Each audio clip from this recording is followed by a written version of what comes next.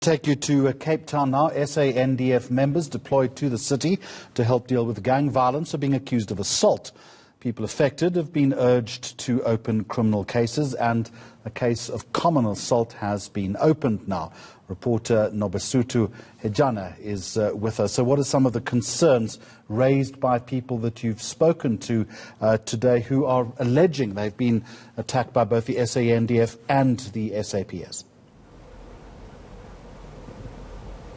Well, good afternoon, Jeremy. More and more people are speaking out now about the brutal conduct of the South African Police Service as well as the SANDF during raids in the Cape Flats. And now on Friday, I did speak to two victims of assault, one being SA's Got Talent winner, Mr. James Bemji, who detailed how he was assaulted with his family and friends in his home on Monday. He said that they came in and then they did not specify as to why they were raiding his home, and they started asking for drugs, and that's when they started being assaulted. And he's not the only one who has come forward to speak about the brutal assault by the SANDF.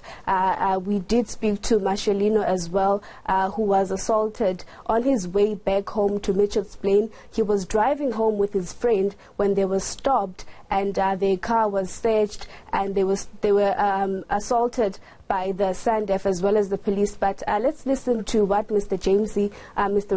Bemji said. Anyway, so they just came in and told everyone to hands up, and while you left your hands up, they just smack you and hit you. And so a policeman came to my room because I was wondering what's going on. So a policeman came to my room and he said, "Hi, Mr. Bemji, kan u net die lig aansit?" Because my room was dark, and so I put the light on, and he said, "It's fine now, you can." So I went out, watching all this brutality going on. My son, it's terrible to see your son being smacked for nothing. You see, and I thought, yeah, I can do nothing. Look it was the army guy. He just smacked my son, and they just trapped people and just went berserk, hitting them with some pipe or something. And I was standing watching this whole thing, not knowing. You next. All right, so what's the army saying?